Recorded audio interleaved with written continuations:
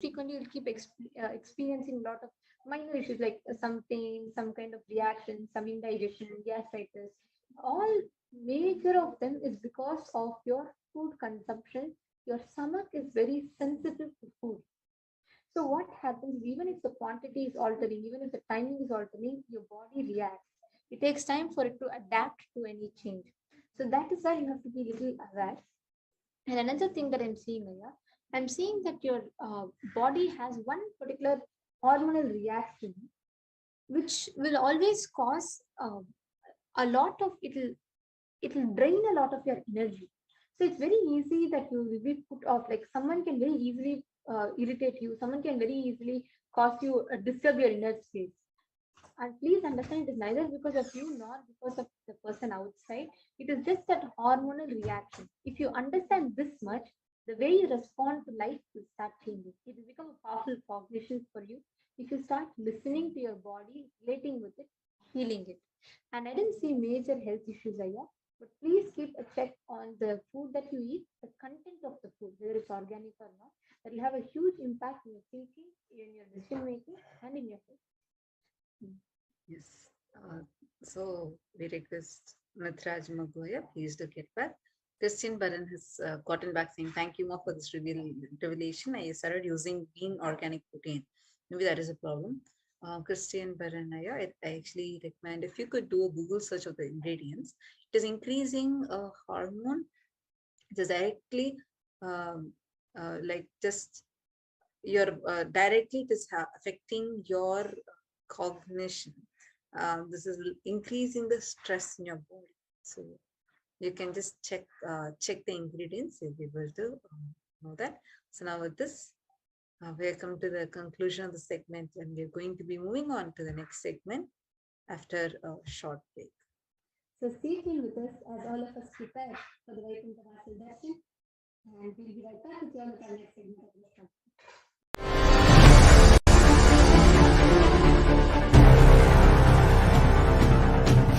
Time itself is nothing but your decision to struggle with the same rut.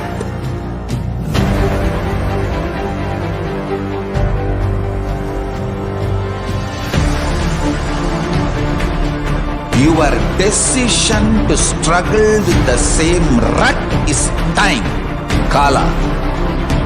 Your decision to swallow time is Kala Bhairava.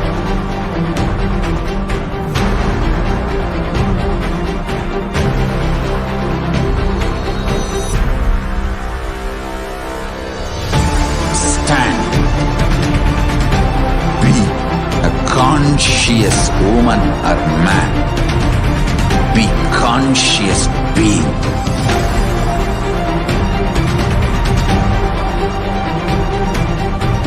Shrink the time through conscious will persistence. Make the future into present by being ferocious with yourself.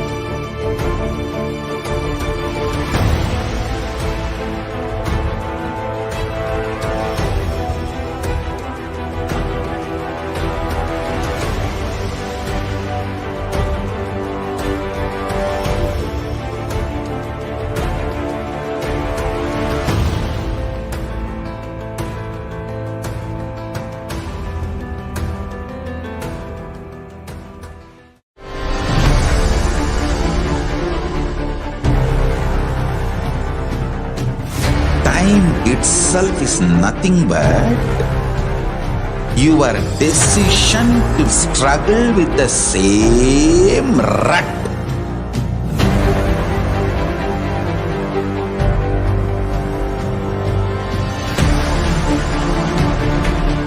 Your decision to struggle with the same rut is time, Kala. Your decision to swallow time is Kala Bhairava.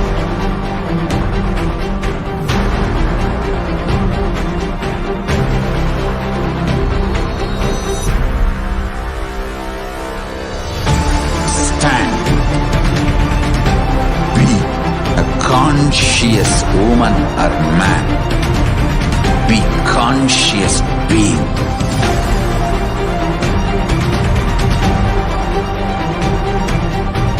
Shrink the time through conscious will persistence. Make the future into present by being ferocious with yourself.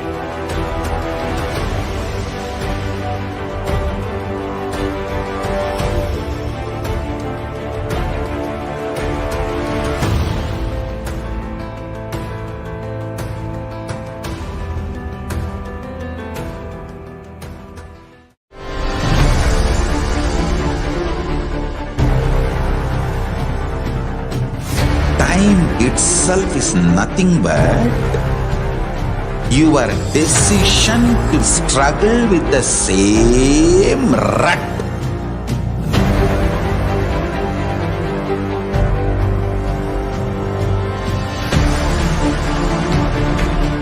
Your decision to struggle with the same rut is time, Kala. Your decision to swallow time is Kala Bhairava.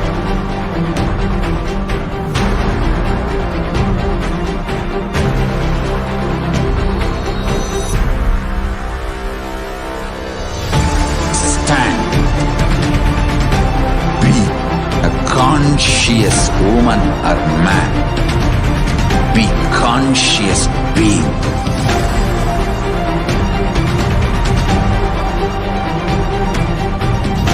Shrink the time through conscious will persistence. Make the future into present by being ferocious with yourself.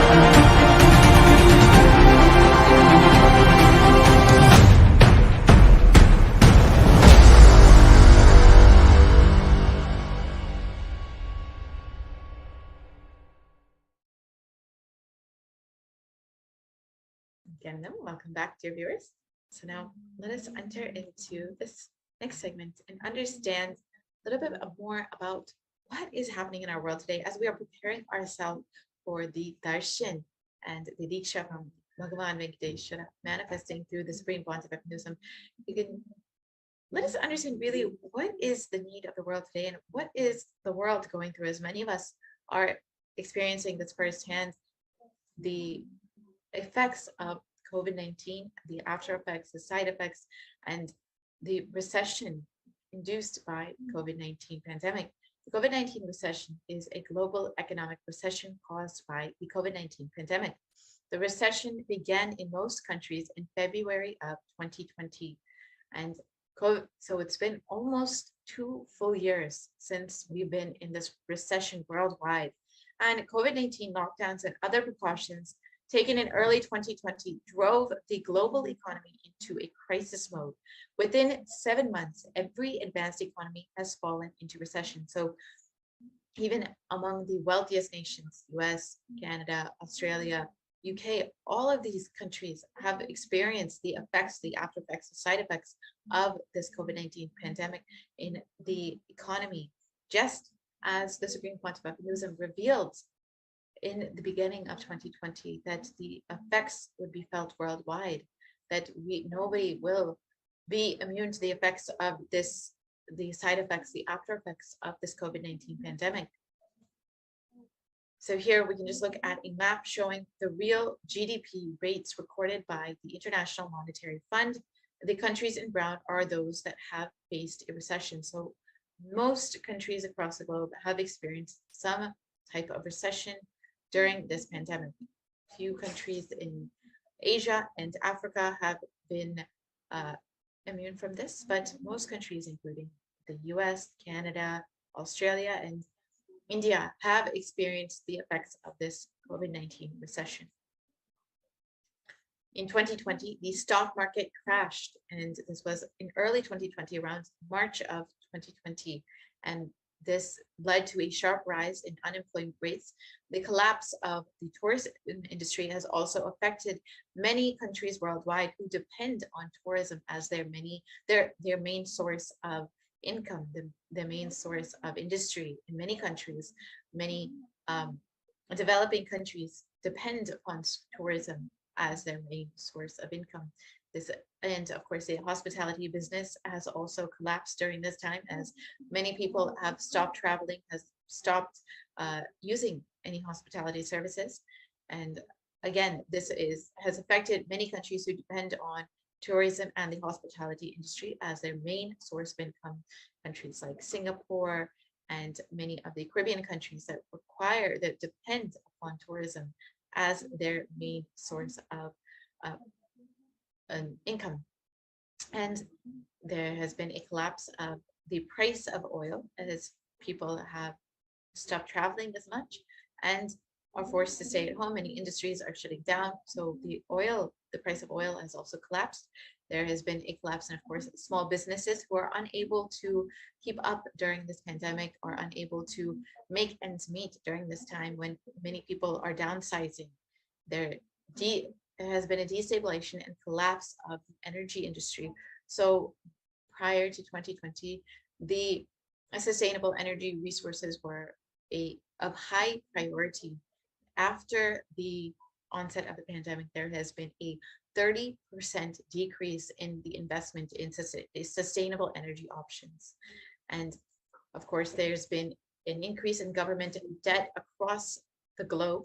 There's been an increase in economic inequality between the rich and the poor. So unfortunately, there is a drastic inequality between how this recession, this COVID-19 pandemic has affected the rich and the poor. There's a very major gap between the two ends of society, the rich and the poor. And unfortunately, it is the poor that are most affected by this pandemic and by this recession. Many industries like the food industry workers have lost jobs, and retail industry, the workers who work in retail industry and other customer service industry, many of them, due to the global lockdown, this pandemic have lost their jobs, their livelihood itself. And there's been a major downturn in consumer activity. Of course, many people are downsizing during this time. Many people have lost jobs and of course are spending less during this time. And the market liquidity is in a very serious crisis at this time. And there's been an increase in protests, riots, and civil unrest as many are experiencing the effects of this pandemic and the gap between the rich and the poor, the inequality gap between between races, rich and poor, and many other inequalities have been brought to light during this time. And there has been shortages in food and medical supplies across the globe. And many people have been directly facing the effects of this. And of course, we are all aware of the increase in the unemployment rate as the COVID-19 pandemic has directly affected most industries. The recession saw unusually high and rapid increases in unemployment in many countries. More than 10 million unemployment cases have been filed in the US alone. Over 81 million jobs have been lost in the Asia Pacific market as well, because of the collapse of the industry in the Asia Pacific area. And the UN predicted that global unemployment would wipe out 6.7% of working hours globally, equivalent to around 195 million full-time workers. So around 195 million people or more could be are directly affected by this COVID-19 recession. And unfortunately, even if as we are able to curb this, the direct effects of this pandemic, we will still be experiencing the effects of this ongoing recession. In some countries, unemployment was expected to be around 10%, with more severely affected nations from the coronavirus pandemic having higher unemployment rates. So 10% of the population in many countries are directly experiencing unemployment due to this pandemic. And developing countries were also affected by a drop in remittance, exacerbating the COVID-19 pandemic related famine. So of course, unfortunately, the lowest, poorest members of society are most affected by this pandemic, are most hardly hit by this pandemic and the recession that has been induced because of this pandemic. And it was reported that coronavirus pandemic will cause global famines of biblical proportions. So according to the UN, because of this pandemic, there will be many people across the globe will be experiencing food insecurity and famines. And this is unlike anything we have experienced before. According to the United Nations World Food Program, they warned that a famine of biblical proportions was expected in several parts of the world as a result of this pandemic. And the release of global reports on food crises indicated that 55 countries were at risk. So of almost 200 countries, 55 countries are at risk of experiencing food insecurity, food crisis, and global famines. And nearly 1/4 of the countries across the globe are susceptible to this. A report estimates also that the number of suffering people from hunger could go up to 135 million to more than 250 million.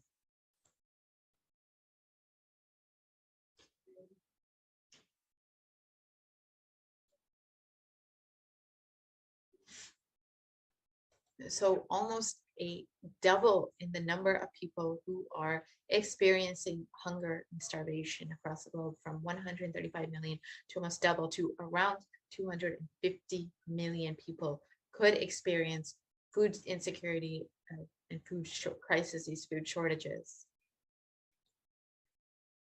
And of course, as the COVID-19 affects the global economy, it is no doubt that more and more people will be experiencing poverty. more than 500 million people have been pushed or will be pushed further into extreme poverty.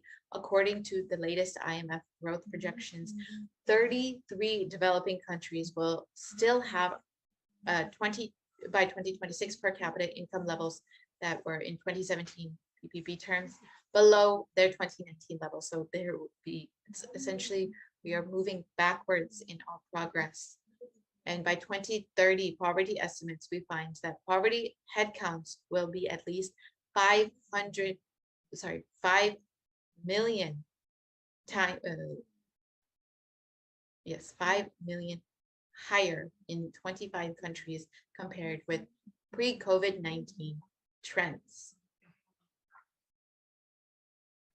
And as a result of long-term scarring, we estimate that by 2030, 588 million people could still live in extreme poverty, an additional 50 million people compared with pre-COVID-19 estimates. So more than 50 million people are directly being pushed into extreme poverty due to this COVID-19 pandemic and the recession that has been induced from it. So this is unfortunately not just a short-term impact, even if we are able to curb the effects, direct effects of the COVID-19 pandemic, the spread of this disease, we will still be experiencing this effect of the recession that has been induced because of this pandemic in the coming years. In the next few decades, we will still be experiencing this effect. And so let's look at some of the long-term impacts of the COVID-19 on extreme poverty. COVID-19 could push 500 million people into poverty. So 500 million people, when only there are about 7 billion people in the world, 500 million of these people could be pushed into poverty due to directly the COVID-19 pandemic. An additional people in poverty due to a 20% income drop caused by the COVID-19 recession. So here you can see where most number of people will be affected is unfortunately East Asia and Pacific markets, and of course South Asia, Latin America, and Caribbean, and so on and so forth. So around more than 500 million people could be directly pushed into poverty because of this. And unfortunately, they will be feeling the impacts of this. It's just expected that people will be feeling the impacts of this even in the coming decades, even after we are able to stop this pandemic, stop the spread of COVID-19. Unfortunately, the impacts will still be there. And so let's look at some of these sectors that have also been impacted by the COVID-19 pandemic. The automotive industry has also been directly impacted. New vehicle sales in the United States have declined by 40%, and the American Big Three have all shut down their US factories, as well as COVID-19 has struck automakers and slashed the production and parts orders. The industry has also lost around 210 billion in revenue in 2021. And while chip supplies are loosening up, they are far from back to normal. And the production could be hurt well into 2022. Worse, the industry faces other shortages affecting products like tires and interior plastics and seat foam. So people have reduced the amount of travel and the expenses on luxury items like cars. And of course, the energy industry has been directly impacted by this, especially the sustainable and energy industry. The demand for shock to oil was so severe that the price of American oil futures contracts became negative, bottoming out around a negative $37.63 per barrel on the West Texas Intermediate. And as traders started paying for buyers to take the product before storage capacity ran out, this was despite an earlier OPEC plus deal, which cuts world production by around 10%. And of course, the tourism industry has also been directly affected by this, as many people have reduced their travel or completely stopped their travel because of this ongoing pandemic. And the global tourism industry may shrink up to 50% due to this pandemic. And it's estimated that 63.8% proportion of travelers who say they canceled their plans due to the pandemic. And of course, transportation industry has also been directly affected by this. Some of the world's airlines could also go bankrupt because of the COVID-19 crisis. And according to an aviation consultancy, the carriers that have already collapsed because of the pandemic. So we can look at some of these carriers that have already collapsed, and we have already have gone into bankruptcy because of this ongoing pandemic. The pandemic has had a significant impact on the aviation industry due to the resulting travel restrictions, as well as the slump in demand among travelers. Significant reductions in passenger numbers have resulted in planes flying empty between airports and the cancellation of flights. Many airlines have gone bankrupt, and the cruise ship industry has also been heavily affected by a downturn, with the share prices of major cruise lines down 70 to 80%. So now that we have fully understood the effects of the COVID-19 pandemic on the global economy and many industries across the globe, and of course, directly the effect on the livelihood of people over, as we will see, around 500 million people or 500 million people experiencing poverty due to this ongoing pandemic, and will unfortunately continue to experience the effects of this pandemic in the coming years.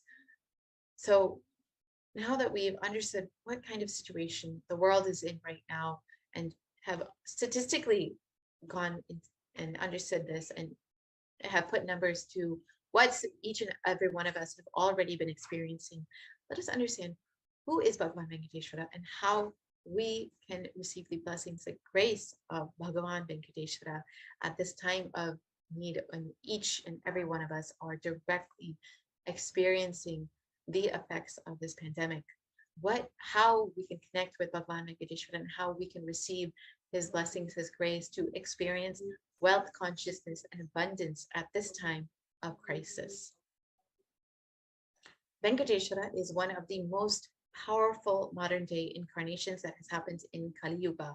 Mahavishnu came down as Sheshadri, and Bhudevi took birth as Padmavati, and they got married and stayed on the planet Earth with the body for at least 200 years and created a beautiful kingdom, blessing the devotees with wealth, health, and all the auspicious things. So it's not just that Bhagavan Venkateshwara blesses you with abundance in the wealth dimension, but in all dimensions of life, Bhagavan Venkateshwara will directly bless you with abundance. And Venkateshwara's Murti in Tirupati is his very body. The Murti that stands today in Tirupati is the very body, the physical flesh of Bhagavan Venkateshwara. He decided to stand in Tirumala, Tirupati, making himself available to all the devotees. And Venkateshwara just became the deity, the very body, how he is standing. He just became the Archavatara. He just decided to stand there, continue to exist there in Tirumala, Tirupati, making himself available to all the devotees, disciples across the globe, making himself ready to bless and grace the devotees from Tirumala, Tirupati. And the Archavatara means the incarnation, the form of the deity, to receive all the worship and devotion of the devotees. Of course, this is the most sacred temple for Bhagavan Venkateshwara, as he himself stands there, and this is one of the most visited temples in India. So Srinivasa became the Archavatara, standing in Tirumala and gracing the whole world, the whole universe, showering wealth, health, and all the spiritual benefits. Venkateshwara has Sri Devi Mahalakshmi, the goddess of wealth and prosperity, within his chest. And so here is the Shastra Pramana for Bhagavan Venkateshwara from the Vaishnava Kanda, the Venkatachala Mahatmyam in the Skanda Purana. And it describes Venkateshwara, the one who gets the darshan of Lord Venkateshwara, even once attains salvation, he shall attain Sayuja with Vishnu. So today we will be blessed to receive the darshan of Bhagavan Venkateshwara manifesting through the Supreme Pontiff of Hinduism. And we will have the great punya, the great blessings of receiving this darshan, which according to the pramana, the shastras, that you can literally attain salvation just from one darshan of Bhagavan Venkateshwara.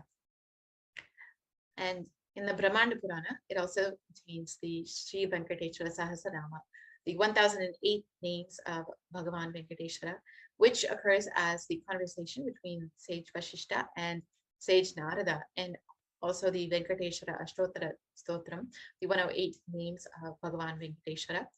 And in this verse, it describes in the Krita Yuga, Lord Narasimha, in the Treta Yuga, Lord Sri Rama, in the Dvapara Yuga, Lord Sri Krishna, and in the Kali Yuga, Lord Sri Venkateshwara are called as the Pratiksha Devams, the living deities.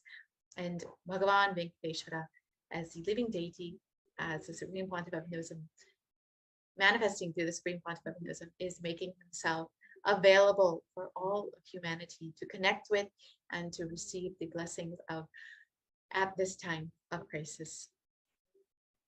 And the Atma Pramana, the experience of the Supreme Pontiff of Hinduism himself, of Bhagavan Venkateshwara, the connection of the Supreme Pontiff of Hinduism himself, Bhagavan Venkateshwara, as Venkateshwara is the very muscle memory of the Supreme Pontiff of Hinduism. And in the words of the Supreme Pontiff of Hinduism, he describes, I have a very strong connection with Venkateshwara. My mother came to know that she was carrying me when she was on a pilgrimage to the Venkateshwara temple in Tirupati.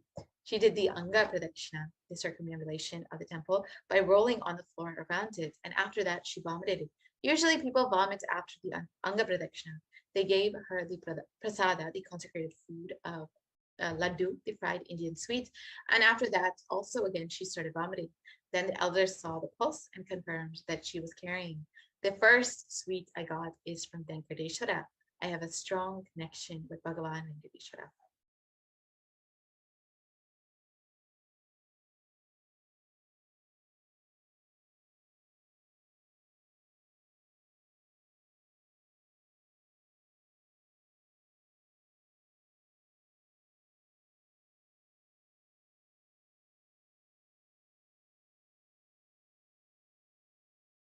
And in the Vishnu Sahasranama Palashruti, verse 6, it describes, he becomes endowed with great reputation and becomes the foremost amongst his kith and kin. He acquires the undiminished wealth in this world and unexcelled prosperity in the other worlds, meaning liberation. And Bhagavan Venkateshwara bestows all the Ananta Kalyana Gunas, the divine auspicious qualities, and the one who worships him receives abundance and wealth in all other dimensions of life. So here are just some of the few benefits of worshipping Bhagavan Venkateshwara as we get ready to receive the darshan of Bhagavan Venkateshwara, manifesting through the Nijavatara, the Supreme Pontiff of Hinduism. So in today's darshan, Bhagavan Venkateshwara will be manifesting through the Nijavatara, the 1098th living incarnation of Paramashiva, the Supreme Pontiff of Hinduism himself, and we will receive the blessings and initiation to awaken the wealth consciousness in us. So let's understand, what is the significance of today, the Vaikunta Ekadashi? Bhagavan, first let us understand how Bhagavan Venkateshwara exists in his physical form. Whether you want to realize the value of the diamond or you want to beg, both have to reach the world. Both need to take the responsibility. So even wealth is wealth only if you take responsibility to make it current. Yaksha is not Lakshmi. Kubera is not Lakshmi. This whole story, the beautiful story of Venkateshwara borrowing from Kubera for his marriage, is an amazing concept.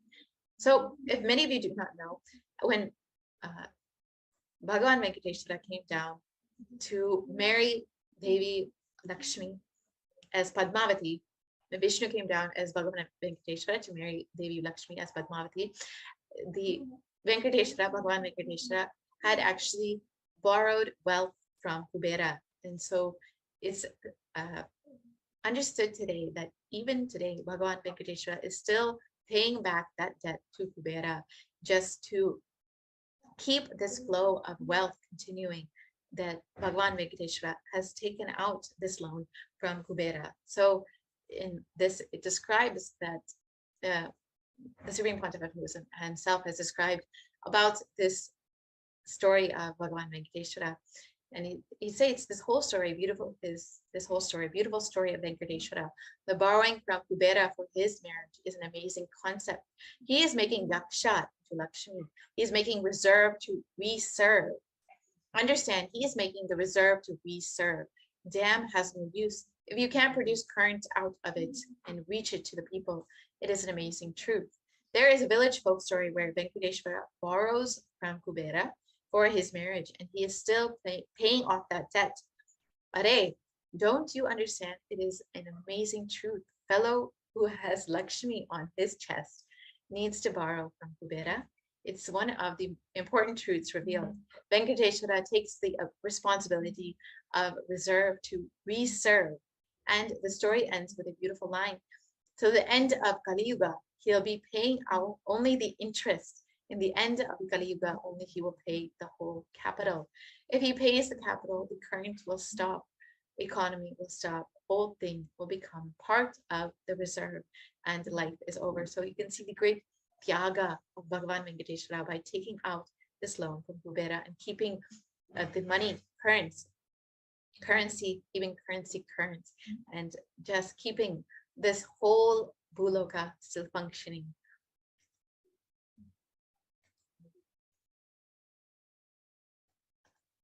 So the Vaikuntha Ekadashi, let's understand the history of the Vaikuntha Ekadashi. It's one of the most important and auspicious days for devotees of Bhagavan Vishnu. It is dedicated to Bhagavan Venkateshwara, and on this auspicious day, Bhagavan Venkateshwara assures his devotees liberation in both the inner and the outer world. The significance of Vaikuntha Ekadashi is mentioned in the Padma Purana. The Devas are unable to bear the tyranny of Murin, a demon, and approached Paramashiva, who directed them to Bhagavan Vishnu, and a battle ensued between Bhagavan Vishnu and this demon. And the Lord Bhagavan Vishnu decided to create a new weapon, and in order to slay this demon. In order to take rest and create a new weapon, the Lord Bhagavan Venkateshwara retired to a cave called Mavati in Bhadrikashram. And when this demon tried to slay Bhagavan Venkateshwara, who was sleeping, the female energy that emerged from Bhagavan Venkateshwara burned him to ashes in one look. And Bhagavan Vishnu opened the gate of Vaikuntha, his abode, for the two demons, in spite of them being against him. They also asked for the boon that whoever listens to their story and sees the image of Bhagavan Vishnu coming out of the door, the Dvar, called the Vaikuntha Dvar, will reach Vaikuntha as well. So this has great significance today for all of us who will be able to directly reach Vaikuntha with the very darshan of Bhagavan Venkateshwara on this day. So let us understand a little bit more about the significance of this. Vaikuntham is a state and a space where there is only abundance. Vaikuntha Ekadashi is the day when Vaikuntha Dvaram, or the gates to Vaikuntha, are kept open for anybody to walk in. Anyone who enters the Vaikuntha Dvara on this day is guaranteed to attain the spiritual abode. So today is the gates of Vaikuntha are open for anyone and everyone to experience Vaikuntha. So there's a very special jewel that is worn on this Vaikuntha Ekadashi. And this jewel that Bhagavan Venkateshwara wears is called the Vaidurya jewel, and it is on his right chest. And he only wears it on this very special day, the Vaikuntha Ekadashi, on the Srivatsam. And the Vaidurya diamond is at least 1,000 years old, older than the diamonds. And that jewel has come out of the churning of the Milky Ocean. And there's only one piece available in the entire planet Earth, the one Bhagavan Venkateshwara himself is wearing. So if you are experiencing being stuck in the wealth dimension, today is the day to worship Bhagavan Venkateshwara and receive his blessings for attaining success in both the inner world and in the outer world. So if you are stuck with wealth, we need to understand what is the reason we are not able to manifest wealth. So let's look at some of the thought prints that we may be having that are stopping us from manifesting wealth. You may believe that generating wealth is hard. You may believe that I'm not born in a wealthy family, that I don't have enough wealth to start making more wealth, that people think I cannot generate wealth by doing what I like, and that I'm impractical. And you may believe I have to give up my freedom, like my health, likes, relationships, goals, and dreams to make wealth.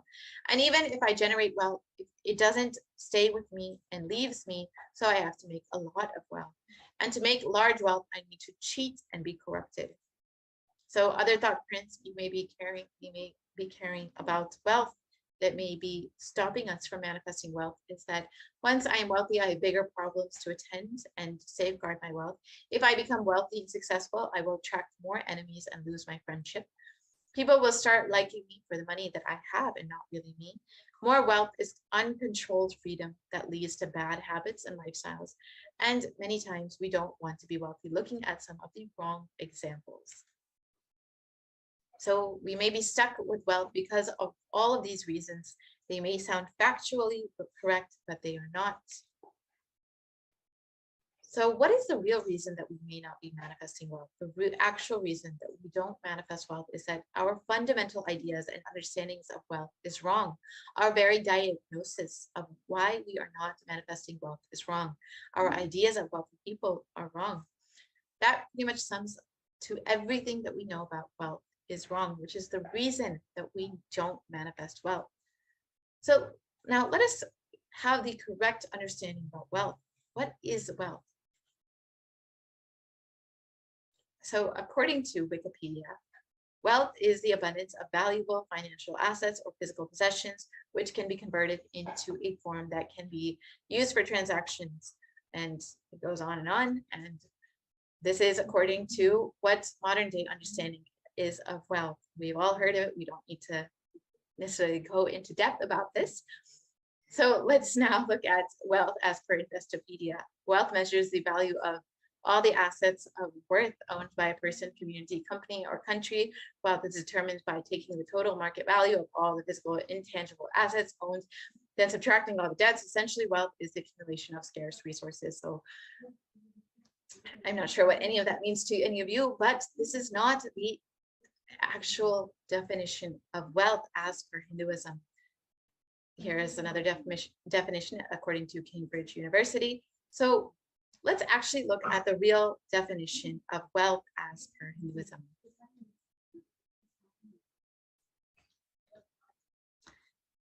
As per Hinduism, wealth is not just an object or a thing as we've seen in the definitions according to modern day.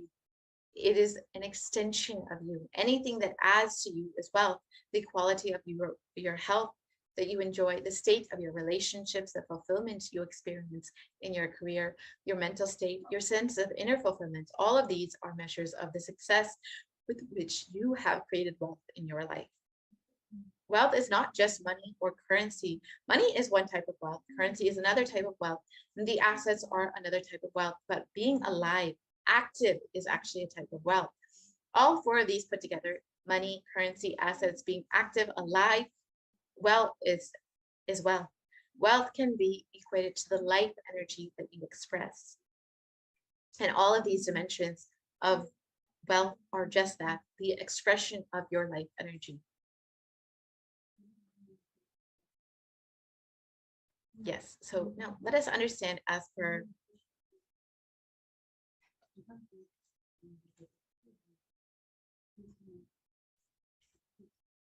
Yes, so now let us look at what is wealth consciousness. Wealth consciousness means making a clear decision to break out of the myths and mental patterns that impoverish us and draw us again and again into the poverty cycle.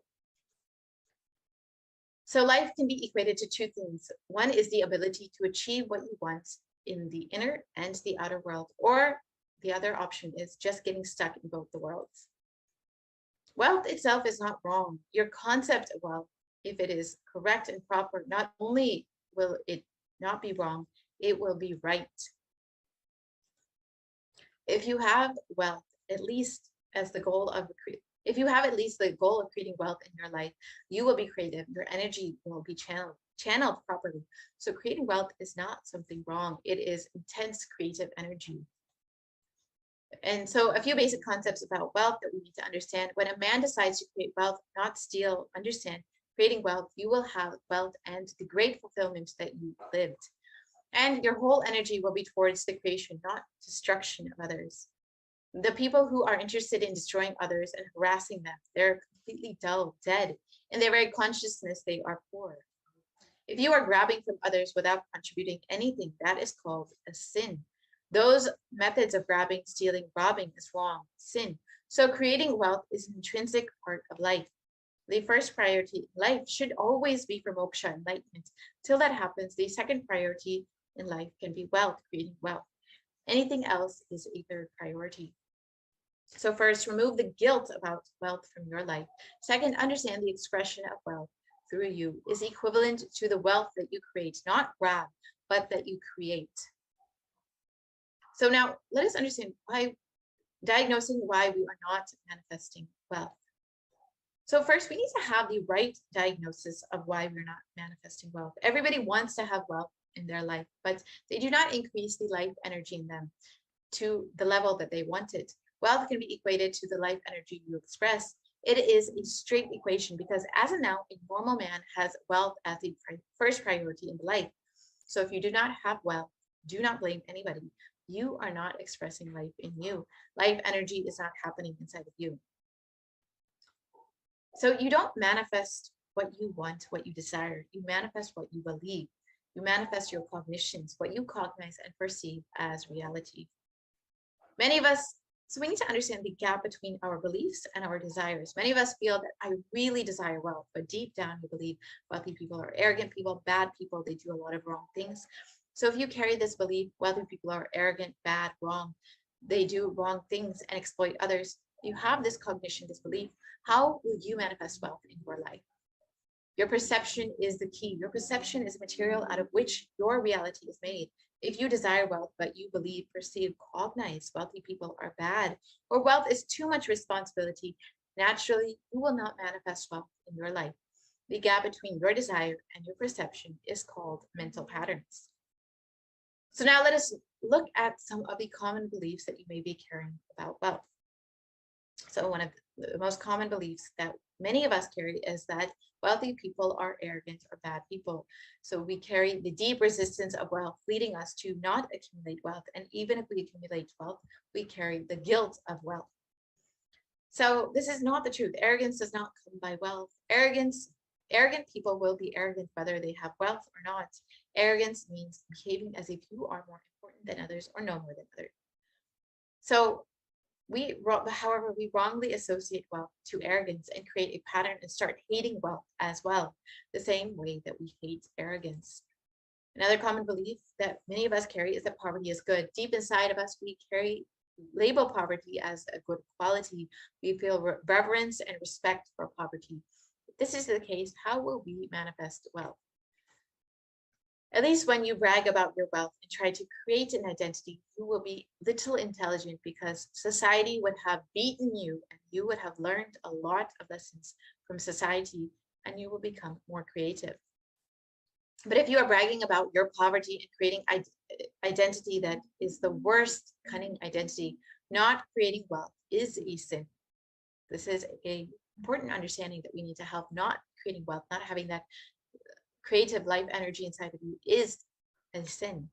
Just like grabbing, stealing, accumulating wealth in a wrong way is a sin, the same way not creating and being poor is a sin. So another common belief that many of us carry is that handling wealth is more responsibility. We may feel uncomfortable. Whatever I want, I will not get it. Maybe you came to this conclusion by looking at some wealthy people who did not have any time for themselves. And some of the other inadequate beliefs that we may be carrying about wealth is that making money is a sin. However, this is not true. Create as much wealth as you can, celebrate it, share it. Wealth consciousness is high creativity with high responsibility. We also may believe that wealthy people work smart, not hard. Again, this is not true. Do not be too lazy to bend your body and mind to realize your dreams.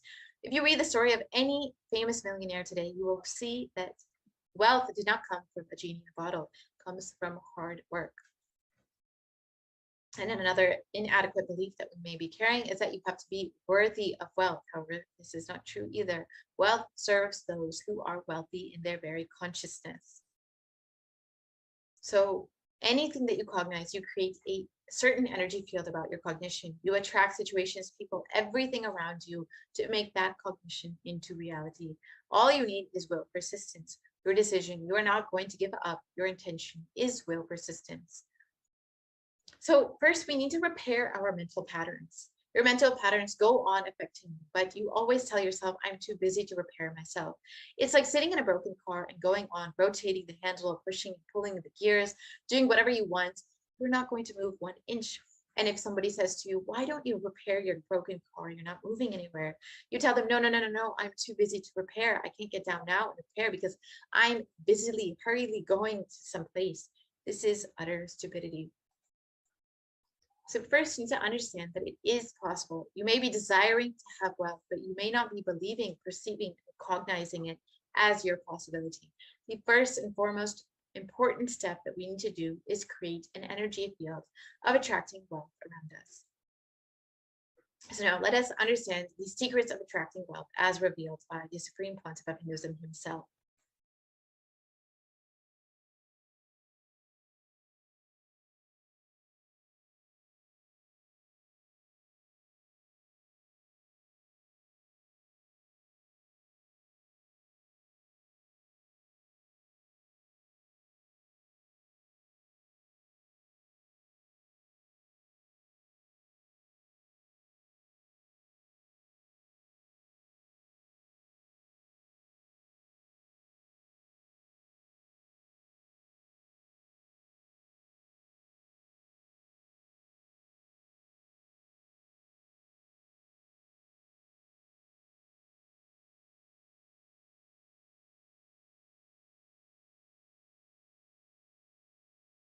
Of me or all over the world.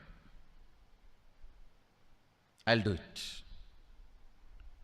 The first step we need to do,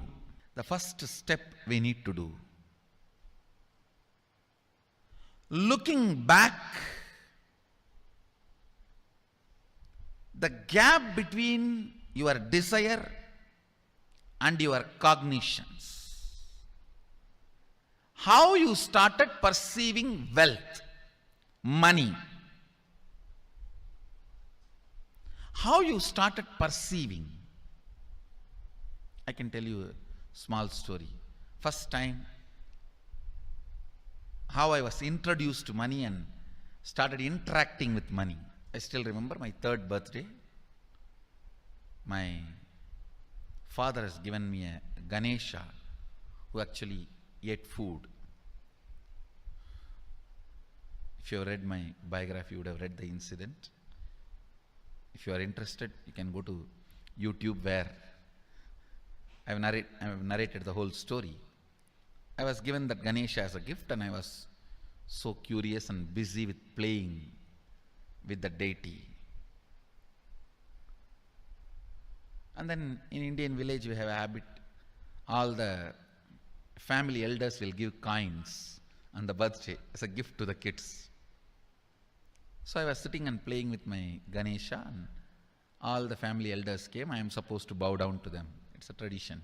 So I touch their feet and they will give money. A lot of money got collected. Must be some 70, 80 rupees. In those days it's a big money. And for a kid it's a too big money.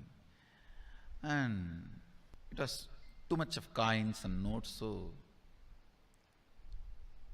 my father helped me to pack the whole thing in a hand key. So I looked at him and asked, what should I do with this?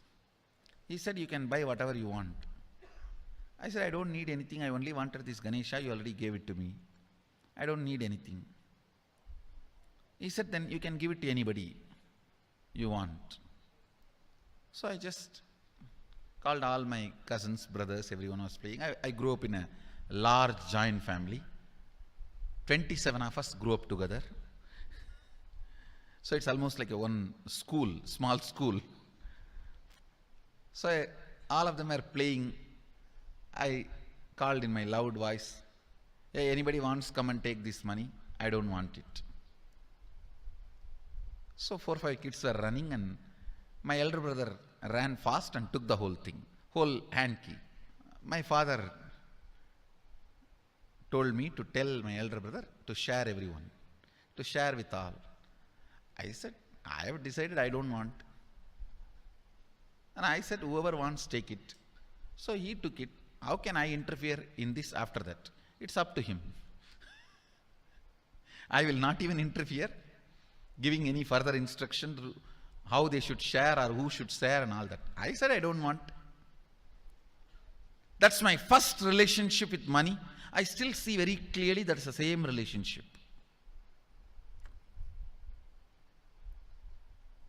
Still I don't touch money. I don't handle. Never felt the need. Anyhow, I am not saying this should be your pattern or this should be your. I am just giving you an example how I started relating with. So now dig out how you started relating with money. That was actually my completion with money. I touched first time money only to give dana. Still I am doing the same thing. Still I touch money only to give dana. How you cognized money, wealth, what all your perceptions and beliefs and cognitions about money. Let's dig out. Let's get them out first. The moment you remember money, does it bring tremendous pain, suffering, impossibility, all that in you? What is the emotion or energy it invokes in you?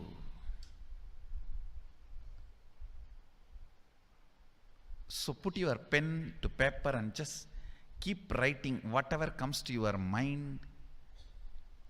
If you feel tortured, irritated, the moment you think of money, whatever you think, money is difficult, money is impossible, money is, unless you cheat, you can't get the money. Even if you cheat it, somebody will cheat from you.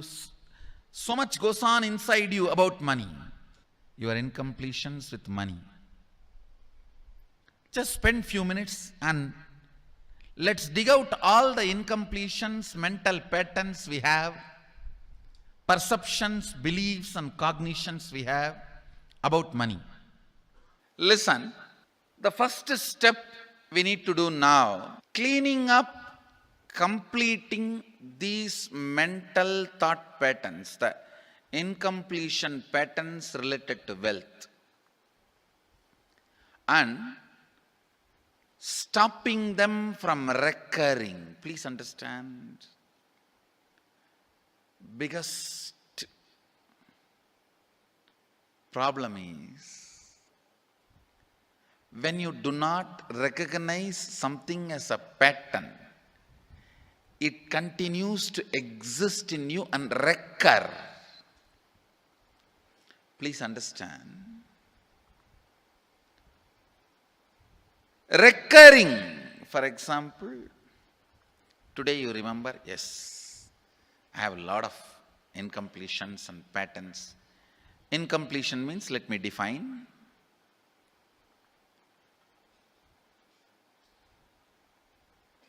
Your past sitting in your present, not letting you live your future is incompletion.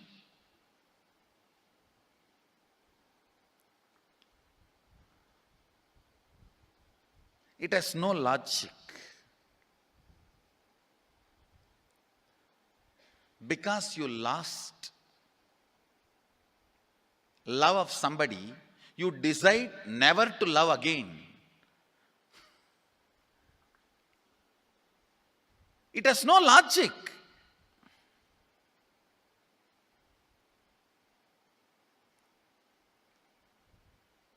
tons of negative decisions, cognitions you make about life is incompletion. I'll give you one small example. 8-year-old kid is in the classroom. Teacher asks, who is the first Prime Minister of India? The kid jumps on the bench and shouts, Mahatma Gandhi. Naturally, the whole class laughs, because Mahatma Gandhi is not, neither is Mahatma nor is first Prime Minister. Okay, that you leave it. When the whole class laughs, she decides never to come in the front, jump up and be active. Even after 50 years, if she becomes a CEO of a company,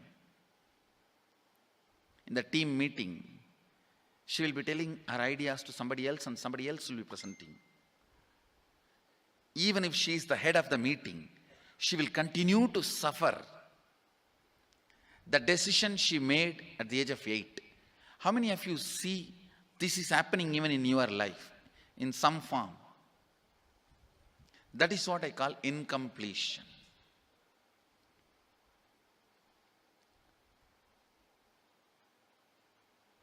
Understand, there is a very powerful science by Sadashiva in Agama. Sadashiva is the first Guru, Adi Guru. He explains in Agama, of course, the moment I utter this word, many will have many questions. What? Sadashiva? He was supposed to be God. Was he Guru? He was supposed to be energy. Was he teaching? Let me be very clear. He is the pure consciousness beyond time and space, but he also assumed form within the time and space. The formless came in form many times and taught the great spiritual truths to the world. We should not even use the word was. Is the right word.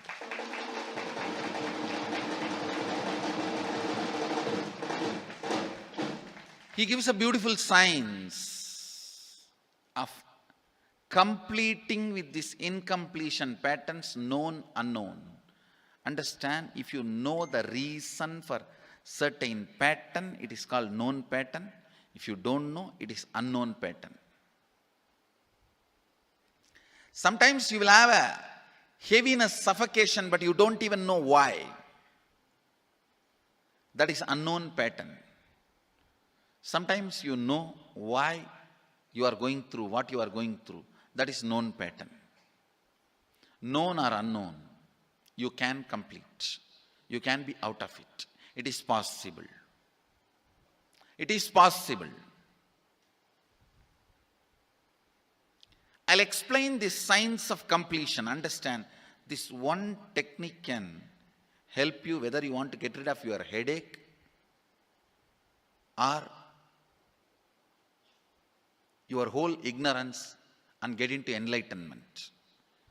Whether you want as simple as healing your headache or as complicated as enlightenment. Anything, this one technique can give you. This one technique, it is a complete end-to-end, alpha to omega.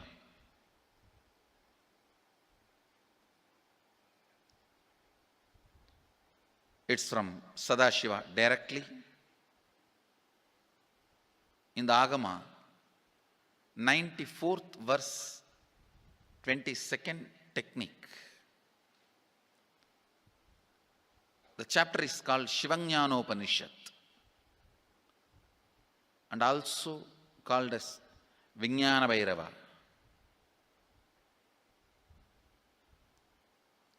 chittatyanta kritirnasti mamantarbhavayet iti vigalpanam abhavena vigalpair uchito bhavet. You don't have to remember. I am uttering every time so that I will remember. That's all. No, it is just to keep the purity of the teaching. I want all of you to know, whatever I am sharing with you is my personal enlightenment experience, which is in tune with the earlier master's experience.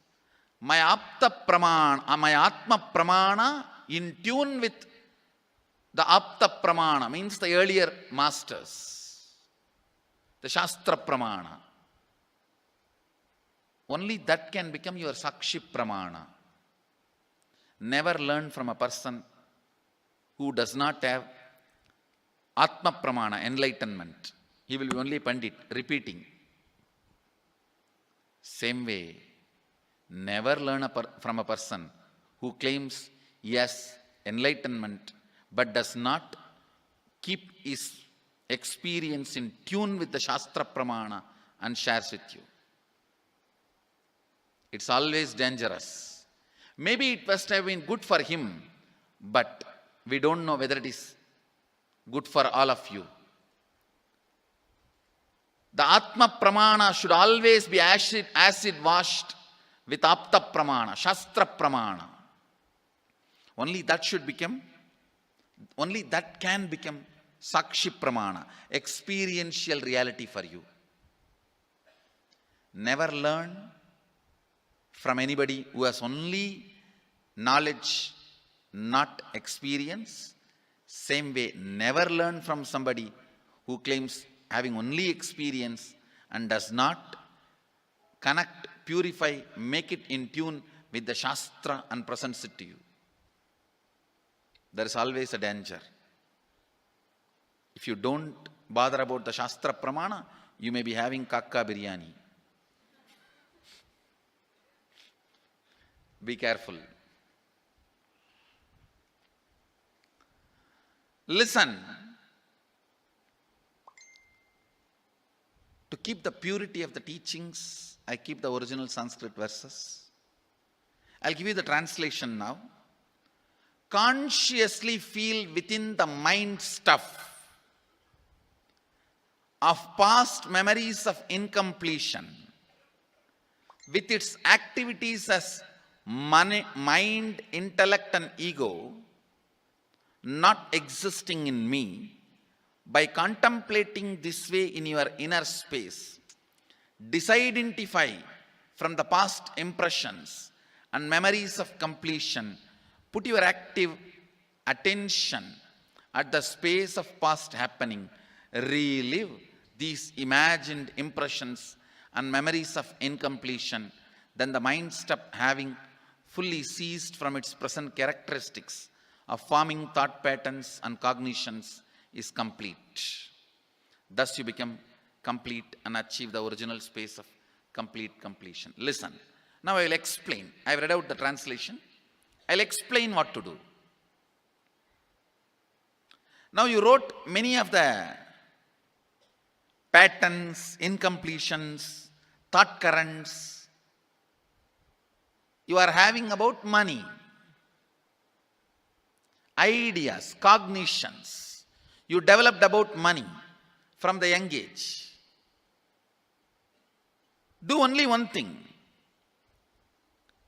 Just go back to that same age when the incidents happened in you, the cognition started building in you, the beliefs started building in you, the idea started building in you, the perception started building in you.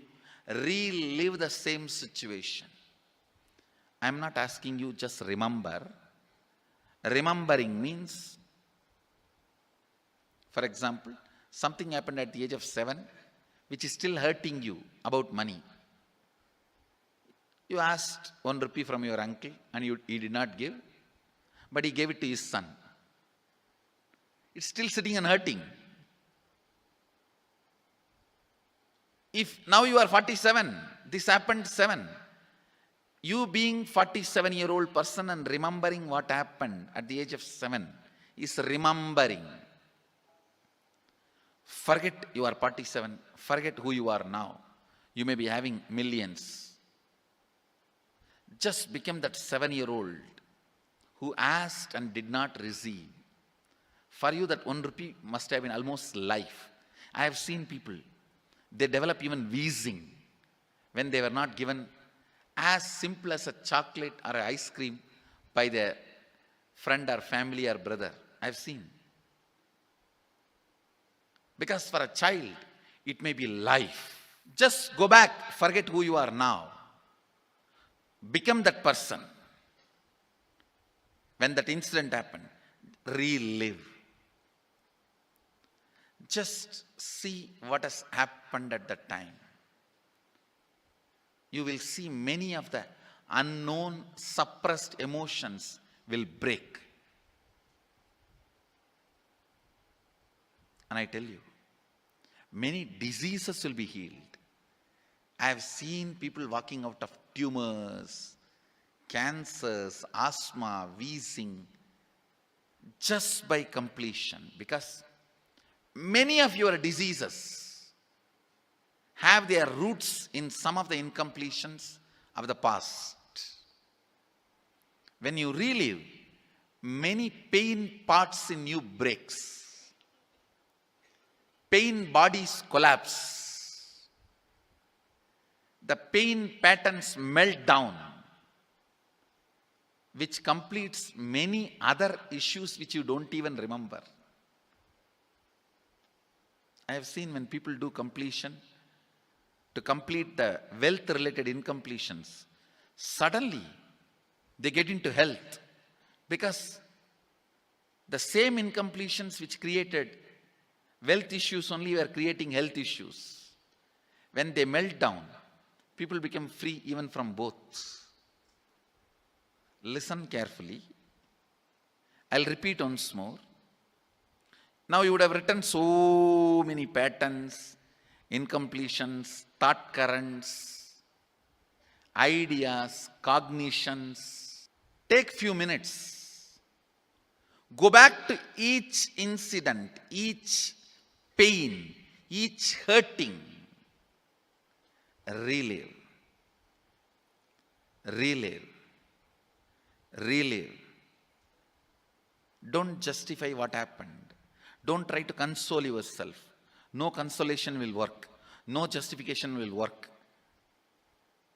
Neither help others nor try to help yourself. Just relive. I've seen when somebody has tears, others try to console. No, relax. You are not more compassionate than me. Let me do that job. You don't interfere in my job. Let you just go through. Even you don't try to console yourself. That is not going to work. If something has to break inside, let it break. It's okay.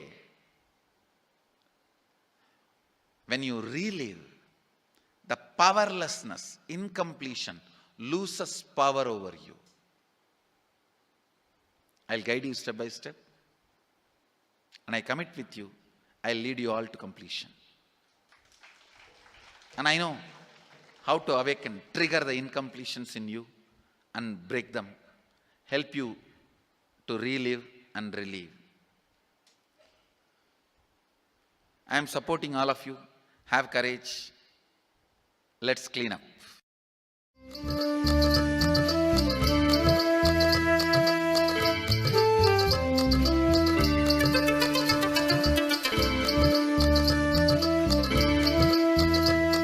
Paramashivoham. Om Nithyananda Paramashivoham. Om Nithyananda Paramashivoham. Om Nithyananda Paramashivoham. Om Nithyananda Paramashivoham. Om Nithyananda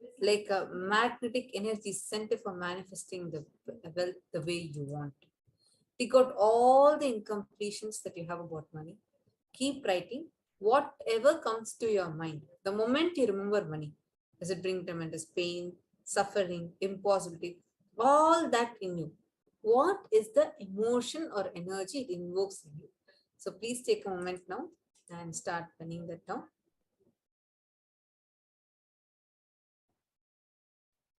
You all can make a note of this exercise. And now we'll be taking out this second step in the interest of time. The second part of this exercise is the moment you think of money, whatever you feel and think, like you may have different ideas and opinions, like, oh, money is difficult, money is impossible, unless you cheat, you can't get money. And even if you cheat, somebody will cheat from you. All the ideas and incompletions that you carry about wealth, please write it down. See, so much goes on inside you about money, your incompletions with money. Just spend few minutes and let's dig out all the incompletions, beliefs, mental patterns we have, perceptions, beliefs, and cognitions that we have about money. Anything, any cognition, any belief that you care about money, then that. So each belief or cognition starts from a particular incident. These incidents, you have to identify them. Wherever the wrong or incomplete belief about wealth has started forming in you, identify those incidents in life, feel it and relieve them. Complete those incompletions. Go back to that same age when the incident happened, when the idea, the belief, the perception started building inside. So we're going to be continuing with the further segment, which is wealth creation in the Hindu way.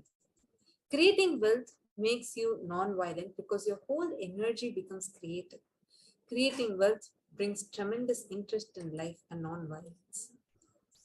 Creating wealth is an intrinsic part of life. Krishna says very beautifully in Gita, Gahano karmano gatihi. The universe by its very nature works, works, works. If you have at least the goal of creating wealth, you will be creative. Your energy will be channeled properly. There are two dimensions of wealth creation, Shankanidhi and Padmanidhi.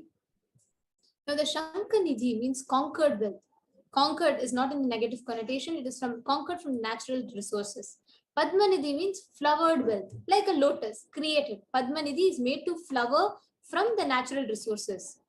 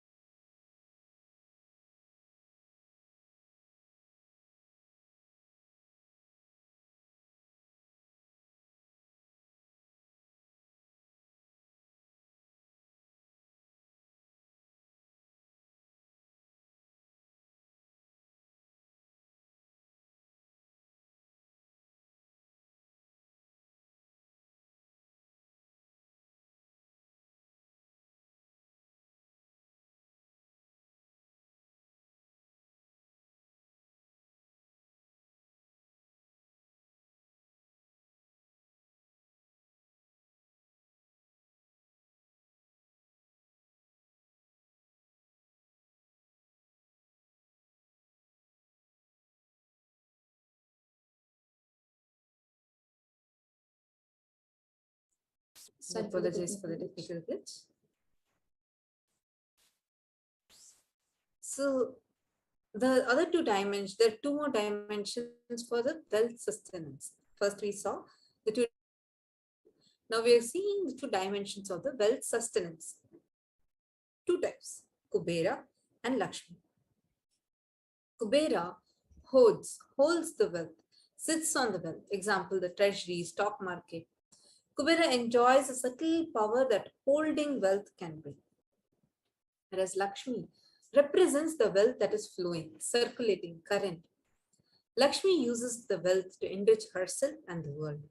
Lakshmi creates wealth effortlessly, uses it freely, distributes it unconditionally.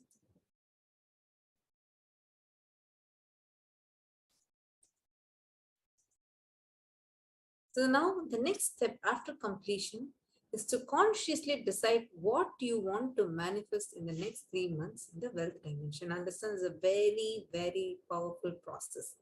Anything that you want to manifest, especially in the wealth dimension, simply this can help you manifest. Write clearly what is your intention.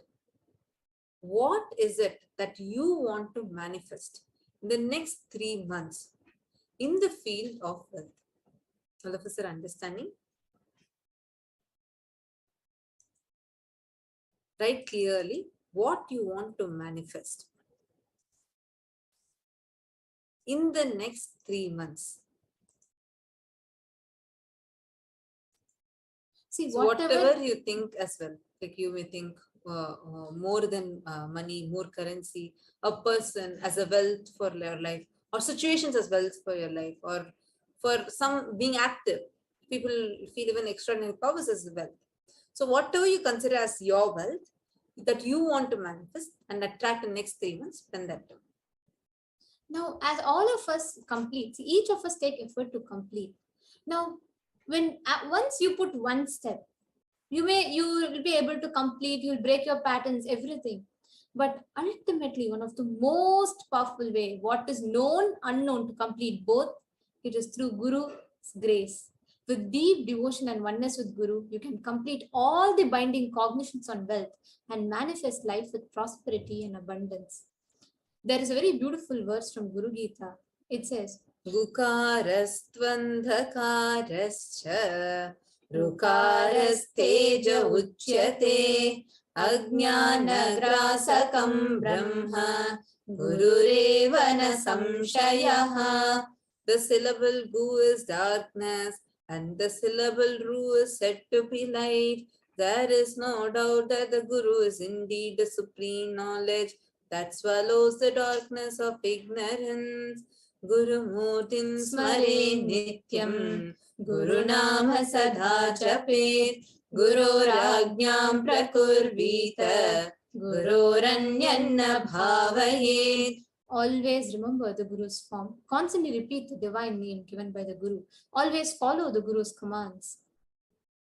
And never think of anything other than the Guru.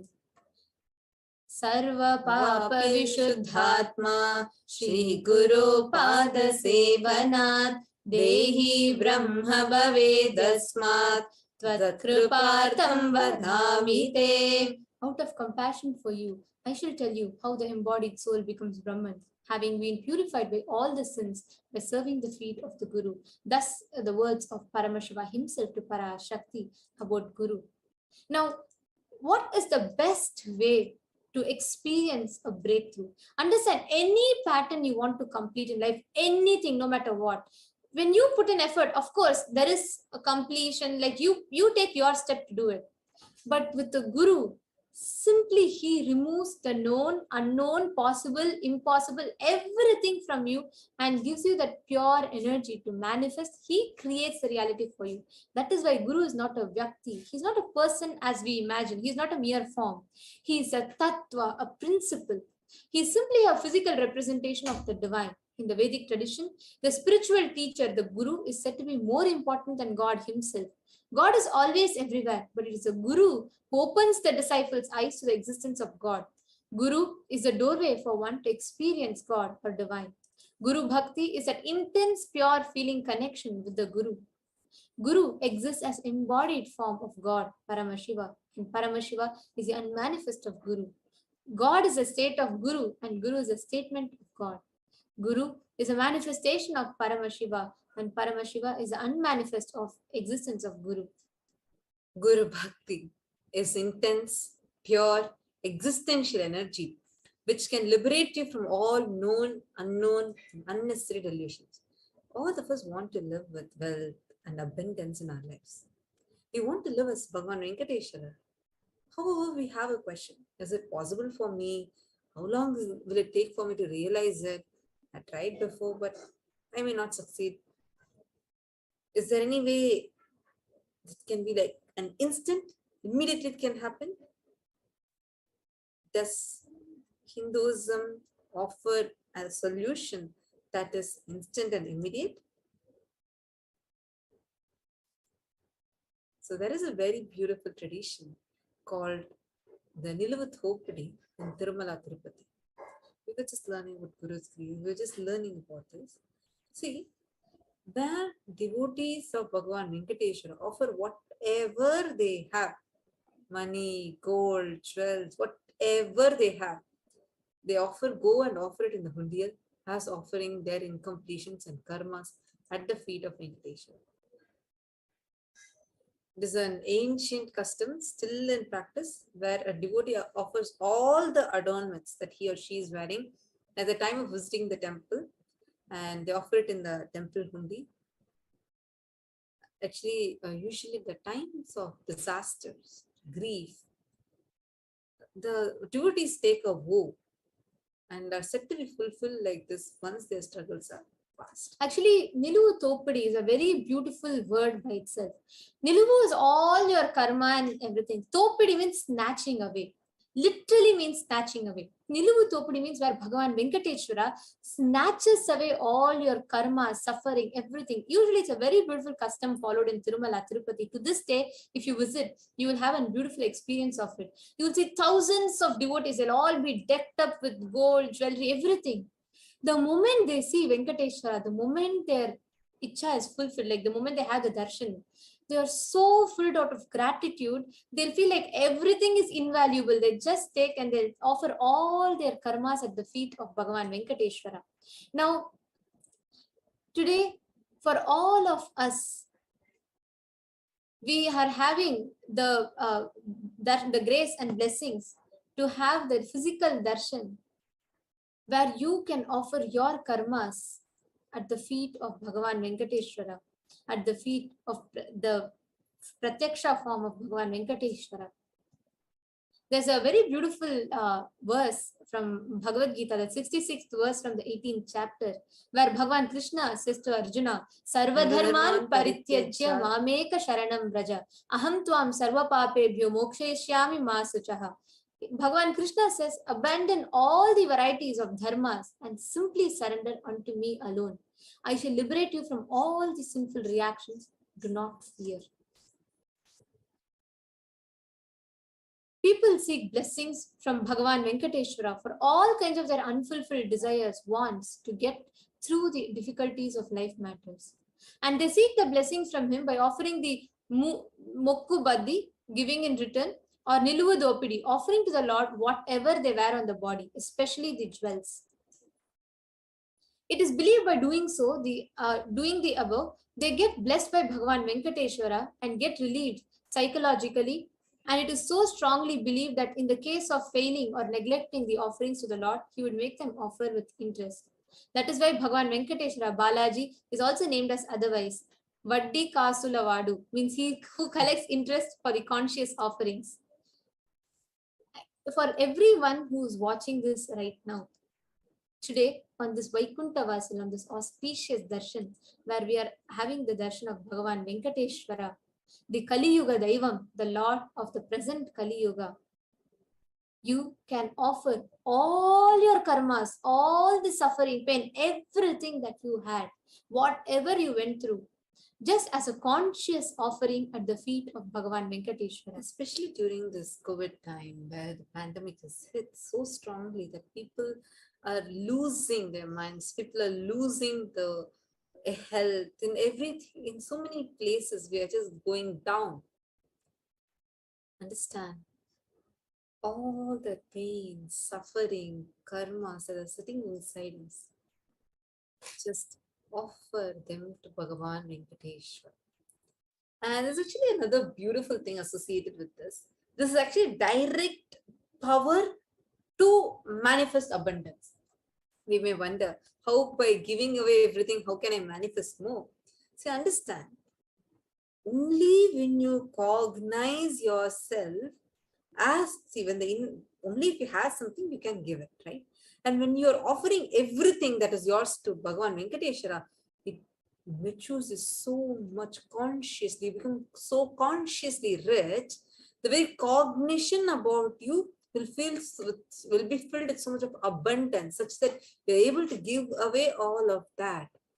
And with that shift which is happening in your deep devotion, that shift will make you as a magnet to attract. Whatever inner blueprint you carry, based on that inner blueprint only, you are attracting things in your life. If you keep carrying the inner blueprint of poverty consciousness, or maybe wealth will not be stable, wealth is whatever, then only those are manifesting outside. Now, when you ferociously, or out of your deep devotion, just take everything from head to toe and offer it to Bhagavan Venkateshwara, that devotion will just create a shift inside you. And because of the shift that's created inside, you will just become a magnet to attract wealth. Today, we are having a beautiful blessing. Swamiji, the Supreme Pontiff of Hinduism, Bhagavan Sri Nithyananda Paramashivam himself, has opened this opportunity for thousands of the devotees to offer and be relieved from their thopidi. Today, the Supreme Pontiff of Hinduism will be gracing us in the Venkateshwara Bhava Samadhi Darshan and accepting our offerings and liberating us from the karmas and incompletions.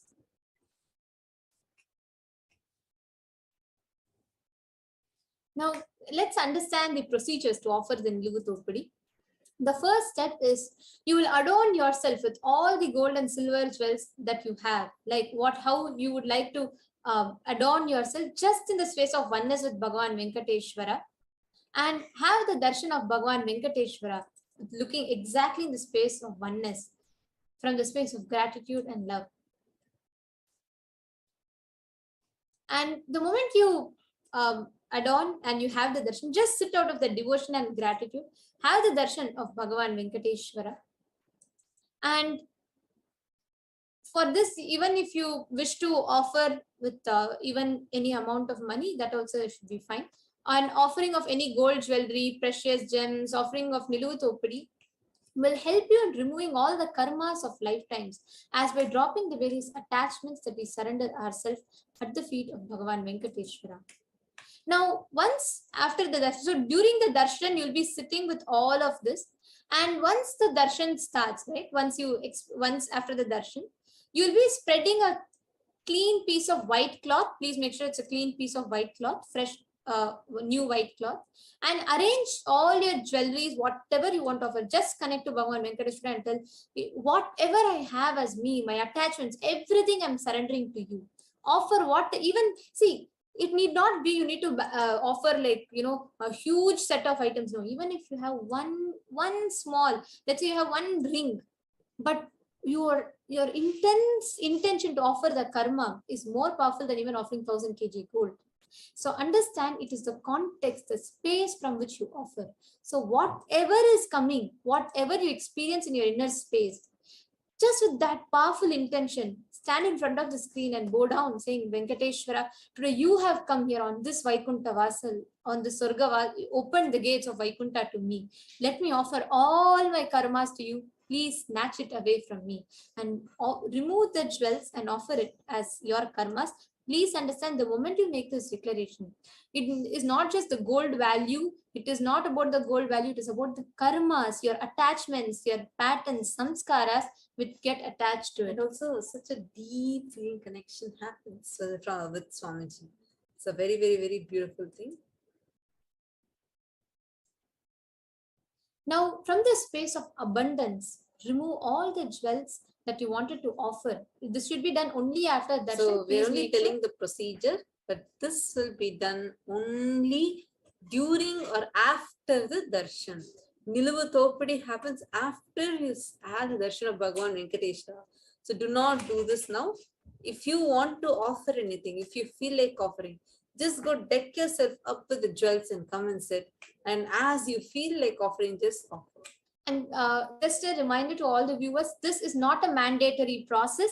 This is purely an option. We would like to share this with you because this is an exact process. Most of the people, almost everyone who visits Tirupati will do this process, and it's a very powerful way to connect with Bhagavan Venkateshwara. So and a very powerful way to manifest wealth. So it's been followed for like thousands of years now. hundreds of years now. Now, once you arrange all the jewels in the white cloth, you'll be taking a picture of all the jewels and upload them in the form. And you will be putting them together in the cloth carefully and tying them with 3 knots securely. The moment you tie this, that becomes your bag of karmas. So the whole karmas, everything you're knotted in there, and then you will place the cloth with jewels in your puja room. Do not touch, because once the 3 knots are put, you're like packing all your karmas into it. And once that is done, whenever you can go and courier it as soon as possible. Actually, you should be couriering it to the temple where it will be offered to the Nijavatara or to the Pratyaksha Avatara of Bhagavan Venkateshwara. So you may courier your offering to the temple address below. You all can take a few minutes to note the details. It is Nithyanandeshwara Hindu Temple, 14071, Peyton Drive, number 850, Chino Hills, California, 91709. Would like to repeat again. It's Nithyanandeshwara Hindu Temple, 14071, Peyton Drive, hashtag 850, number 850, Chino Hills, California, 91709. And if you are offering it through cash, please you all can go to gateway.nithyananda.org/NHTLA to make your offering there.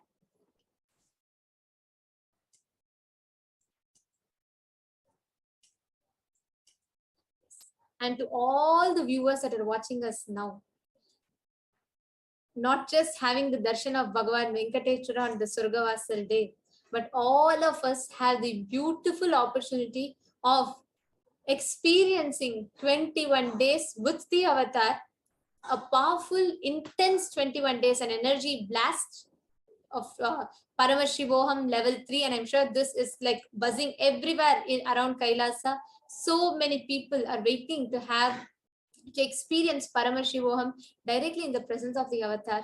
So to all those who want to experience Paramashivoham, this is the right time to take the jump. When you just see Venkateshwara, if any of you have intention to manifest Paramashivoham, we have a very, very exciting announcement for all of you. You can post your prayers, your intentions to Bhagavan Venkateshwara, and all your wealth obstacles, everything, you will receive directly Bhagavan Venkateshwara's blessings for you to manifest Paramashivoham. So please go ahead, to all of you that are waiting to clear all your obstacles so you can spend your 21 days of time with the avatar in that intense Paramashivoham level 3 experiencing Parama Advaita. This is the right time. So you all can also visit kailasa.org/Paramashivoham, and please go ahead and make your registration there for Paramashivoham.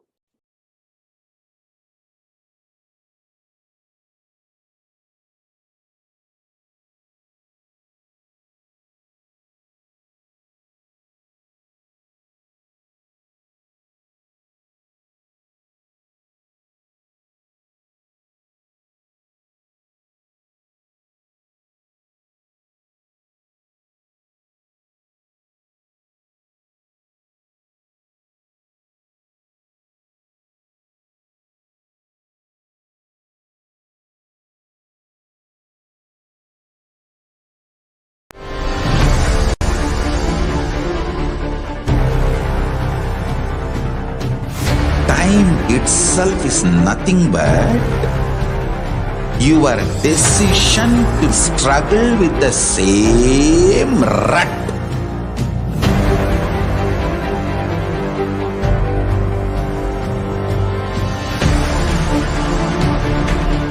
Your decision to struggle with the same rut is time, Kala. Your decision to swallow time is Kala Bhairava.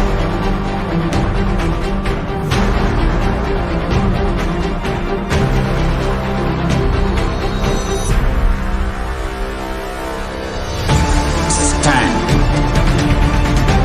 Be a conscious woman or man. Be conscious being.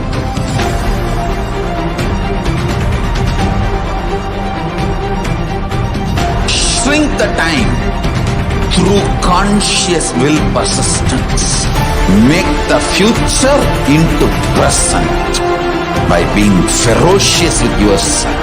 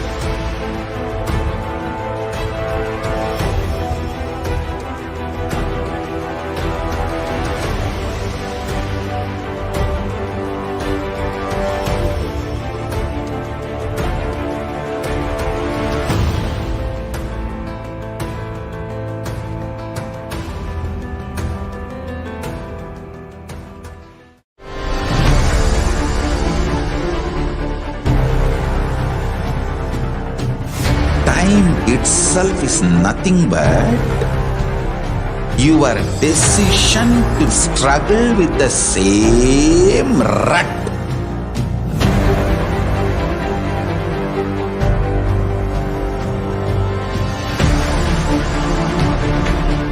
Your decision to struggle with the same rut is time, Kala. Your decision to swallow time is Kala Bhairava.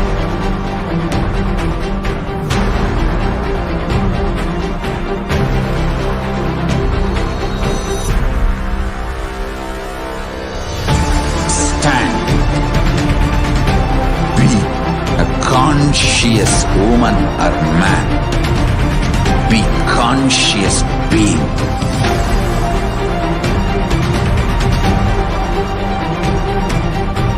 Shrink the time through conscious will persistence.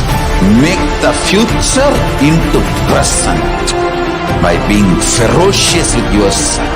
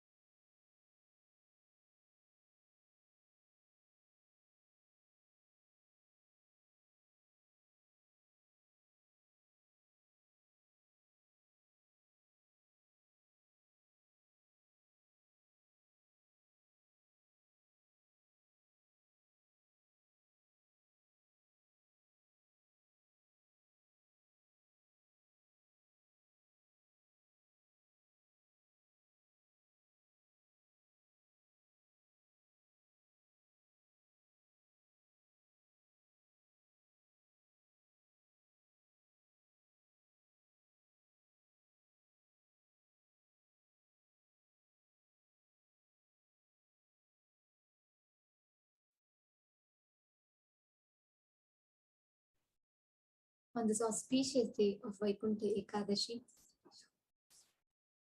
Let us all get ready now to receive the darshan of Bhagavan Venkateshwara.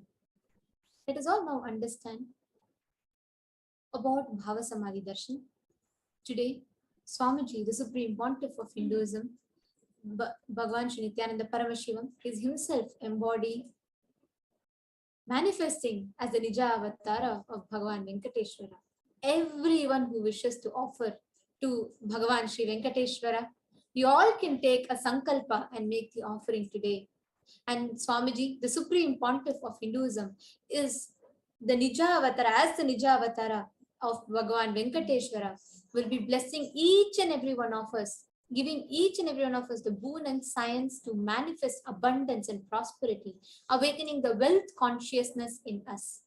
So all of you, those who wish to be part of Paramashivoham, those who wish to manifest wealth, you all can feel free to go ahead and post your comments. You all can post your prayers, requests, everything during live, and Bhagavan Venkateshwara himself will be blessing all of you. Now let us understand. You can post your comments through the different social media platforms. So first is the YouTube channel, Kailasa HDH Nithyananda YouTube channel. So first you can click the membership, to join the membership, click the join button, which is provided right next to the channel's name. And you can ask your questions over here. And in Kailasa's SPH GGM Nithyananda Paramashivam Facebook page, click the like button and you'll start the following. You will start following the page. And to ask your questions, you can comment in the comment section. Same way in the Twitter, Kailasa's SPH GGM Nithyananda Paramashivam Twitter account. You can click the follow button and follow Ashwini Nithyananda on Twitter and ask your questions in the reply section with a tweet with hashtag ask the avatar.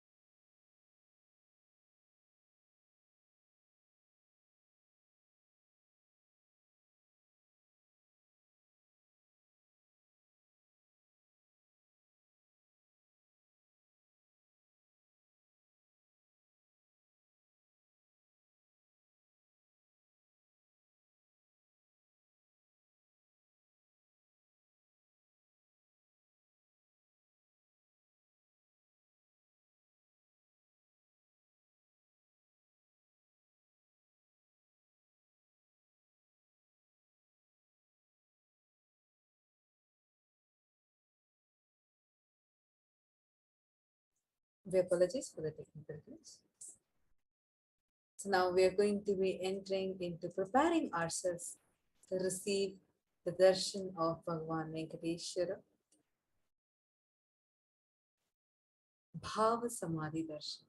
So what is Bhava Samadhi Darshan? Bhava is defined as directing and activating the emotional and spiritual energy that is created through meditation on the avatar. This is not an event that's happening in time and space. The darshan happens the moment we are lifted out of time and space. During the Bhava Samadhi darshan, our neurons mirror that of the avatar. Actually, we have a beautiful video called Awakening the Non-Mechanical Parts of the Brain, where Swamiji has detailedly elaborated and explained the science behind mirroring of neurons. So the brain neurons mirror and activate and process all the observed movements or information of the avatar just by seeing. Without any physical act of imitation. That means our whole body silently sitting and without any movement recreates what's happening in the avatar inside of us. The science of Bhava Samadhi Darshan knows no distance, a phenomenon that modern science is just discovering in terms as quantum tunneling.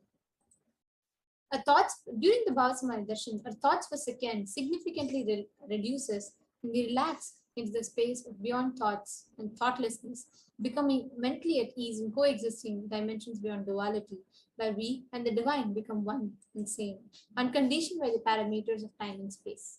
Now let's enter into the science of Bhava Samadhi Darshan. Bhava Samadhi Darshan is a science of Nijavatara. Manifesting Nijavatara means the physical embodied form, manifesting the consciousness of Paramashivoham. Understand? Consciousness, pure, formless, that expresses through the being of Paramashiva, through the Divya Sharira, light body, and manifests as the physical embodied form, the Nijavatara, for us to experience Paramashiva. This is called as the Bhava Samadhi Darshan. Today we are going to be having the Bhava Samadhi Darshan of Bhagavan Venkateshwara, where Bhagavan Parandhama, the pure consciousness formed, is expresses through the being of Mahavishnu and manifests as Nijavatara, the physical form of Bhagavan Venkateshwara. The Archavatara in temples, the deities, reflects the consciousness and manifests the being of the superconscious energy. But because the human beings are not mature enough to receive this higher level of experiences from the Archavatara directly, the avatar, the physical embodied form, comes down to bridge this gap and to create the experience of superconscious energy inside all of us. When we have the Bhava Samadhi Darshan of the Nijavatara, manifesting beings of various dimensions of Paramashiva, the auspicious components and the powerfulness of those dimensions of Paramashiva are awakened in us. Understand, dimension of Paramashiva manifesting in the Nijavatara, for us to experience the same is Bhava Samadhi Darshan. During the Bhava Samadhi Darshan, our whole being comes alive and celebrates the energy wave of existence. So, direct experience of costlessness. Very muscles learn to imbibe and radiate Paramashiva without any effort from ourselves. Very bio-memory awakens to the space of Paramashiva, ultimate consciousness. To have a glimpse of the avatar, to have the darshan of the avatar, cleanses the karmas of lifetimes and creates a deep, lasting transformation. So what's the best place to receive this darshan from? Gratitude. Because this enables the reflection of consciousness in all levels, physical, psychological, and ultimately the conscious level. Because at this time, all our needs, wants, Satya Sankalpas, everything drops. And in the space of gratitude, we just become pure, ready to reflect the consciousness of Paramashiva. And that is all you need to manifest the best for your life and the lives of the people around you. Now, the right context to be in is, I know you are the source of everything. Parandama. You are everything. And you are in the embodied form of the supreme quantum of Hinduism. And you are the one who's in this body too. You are the source of both. Let me connect with you. Let you reveal yourself to me let me be in the Bhava Samadhi. Now, in the same space, let us all get ready and prepare ourselves with the Panchopachara Puja. So we request everyone to take a few minutes. You all can set up your Panchopachara Puja items. Please set up your dhupa and Naivedyam, lit lamp, deepa, and some flowers, some water, and food offering. And we'll now be entering into the Paramashiva Dhyana Mantra.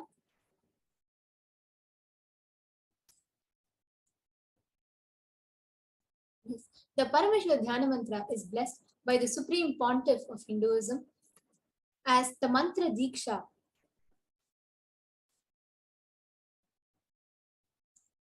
Mantra Diksha, where the energy, experience, and powers are transmitted in the form of sacred mantras. Just like how an avatar births himself as the transmits his energy and shaktis through a touch by the Sparsha Diksha and through the words by the Mantra Diksha, similarly an avatar births himself in the form of sacred mantras and transmits his energy experiences to us in the form of sacred chants. Now, the Paramashiva Dhyana Mantra is blessed by the Supreme Pontiff of Hinduism for anyone to whom this is chanted from the space of oneness and deep blissful awareness. That person is bestowed with health and well-being, wealth, abundance and prosperity, love and fulfilling relationships, enormous growth and success in business, job and finances, and a blissful life manifests without any kind of dosha and evil eyes or any evil effects in their life. Let us all now enter into the Paramashiva Dhyana Mantra. Today we will be praying to Bhagavan Venkateshwara for all of us to manifest wealth consciousness, breakthroughs in wealth, for all the incompletions about wealth to completely leave our system, for each and every one of us to manifest and awaken the consciousness of wealth and abundance and prosperity. Now let's all begin the Paramashiva Dhyana Mantra. Om Nithyananda Paramashivoham. Om Nithyananda Paramashivoham. Om Nithyananda Paramashivoham. Om Hrim Nithyanandaya Namaha. Om Ham Hom Shivaya Namaha. Om Nithyanandam Paramasukadam Kevalam Jnanamurtim Dvandvatītam Gagana Sadrisham Tattvamasyādirakṣyam Ekam Nityam Vimalamachalam Sarvadi Sakshi Bhutam Bhavatītam Trigunarahitam Sadgurum Tam Namami.